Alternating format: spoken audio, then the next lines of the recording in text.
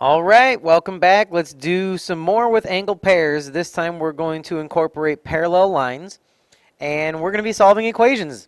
So before we get there, I will say you must know how to identify what type of angle pairs you are working with before you can set up the correct equations. So what I want you to do is pause the video and I would like you to identify what kind of angles these are. So for example, 1 and 3 are corresponding. Okay, here's your word bank. Go ahead and give it a try. Pause the video and see how many you can get. So the next one should be alternate interior, which is 3 and 7. 5 and 8 are same side exterior. 8 and 4 are alternate exterior. 6 and 7 are same side interior. 1 and 2 are a linear pair. 8 and 3 are no relationship. 3 and 5, I forgot, those are vertical angles, and 7 and 5 are corresponding. So what are we going to do with that? Well, today we are going to learn a little bit of new stuff if the lines are parallel. Now, when the two lines are parallel and are cut by a transversal, you have some relationships. And let's just do a little example here. We're going to pretend that the top left angle is 100 degrees. Well, we know that this will be 100 degrees because they're vertical angles.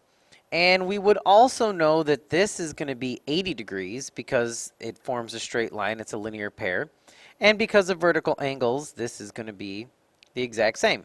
Well, when the lines are parallel, and only when the two lines are parallel, that exact same pattern will occur on the other intersection. So now that'll help you see what we have listed right here. When the lines are parallel and cut by a transversal, your alternate interior, your alternate exterior, and your corresponding angles will all be congruent. Look, let's put it to the test. 100 and 100, they're alternate interior, and obviously they have the same measure.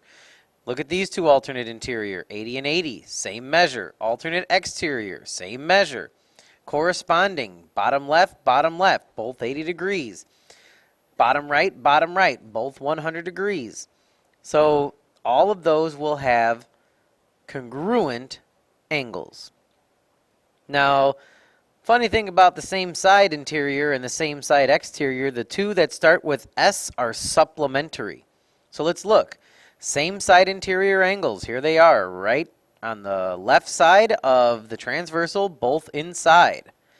That means they are supplementary because they are same side interior, but if you look, we have 180. And then again, we have same side exterior. Here's the left side on the top, here's the left side on the bottom. 180 make 180. So the ones that start with S, same side interior and same side exterior, those are supplementary. The other ones are congruent. Now, don't forget about vertical angles in linear pair either. They do still get to play a role in this chapter. It's just they're not part of the new angle groups formed by parallel lines and transversals, okay? So that's why I said at the beginning, you have to be able to pick out what type of angles these are so you know what to do with them. So for this first example we have here, we have x plus 6 on the top and left side of the transversal. We have 2x minus 14 on the bottom and right side of the transversal. So these are alternate exterior. And you have to know that alternate exterior are congruent. So now you know how to set up the equation. All you have to do is set them equal to each other. So you have 2x minus 14 is equal to x plus 6. So you get x equals 20. So once you have x equals 20, we're going to go find the measure of angle 1 now.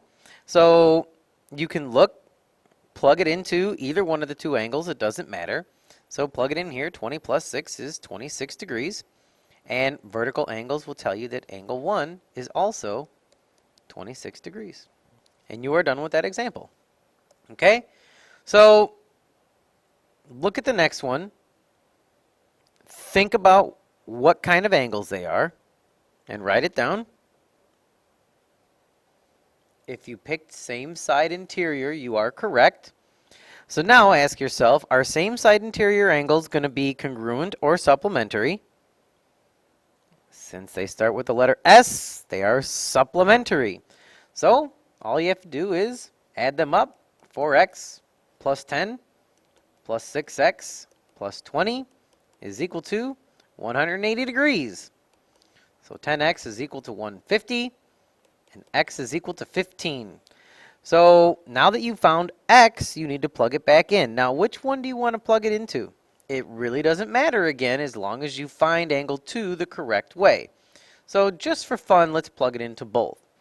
15 times 4 plus 10 is going to give us 70, and 15 times 6 plus 20 is going to give us 110. So you have two different ways to find angle 2. Angle 2 is top right along with 6x plus 20, so corresponding angles will tell you that angle 2 is equal to 110 degrees. Or you can just think about linear pair. If this is 70, that's also 110.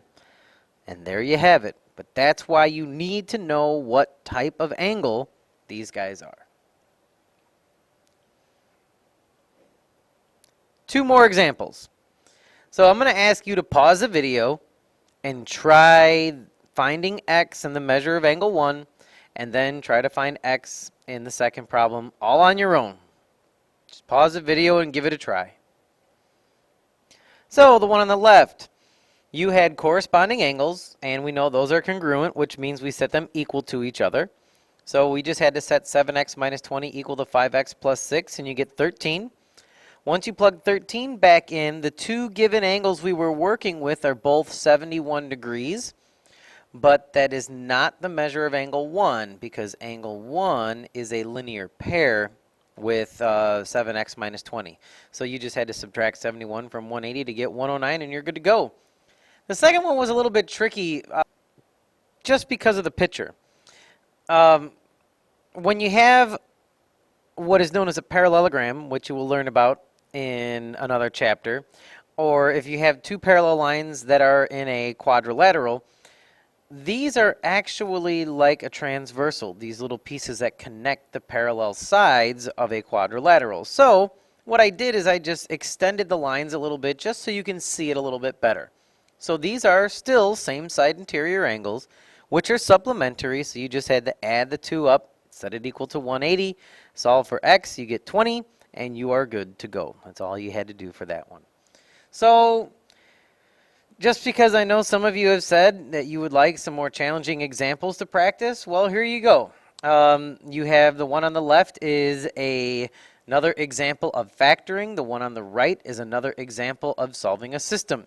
So you asked for some challenging problems. There you go. Pause the video, give it a try. When you're ready, click play, and we'll see if you got the right answer. All right.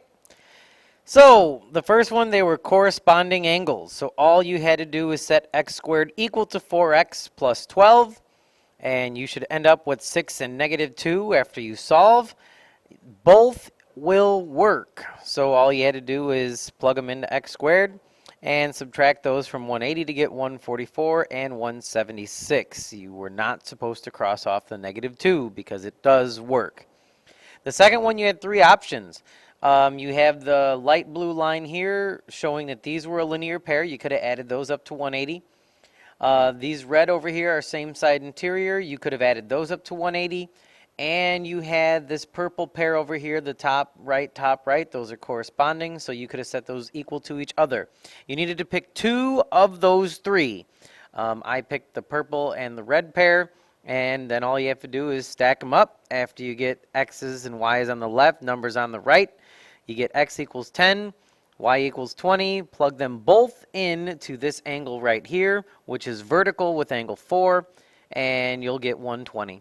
And there you go. So if you got those challenge questions correct, you are rock solid. All right, this is Longo, and I'm out. See you, bye.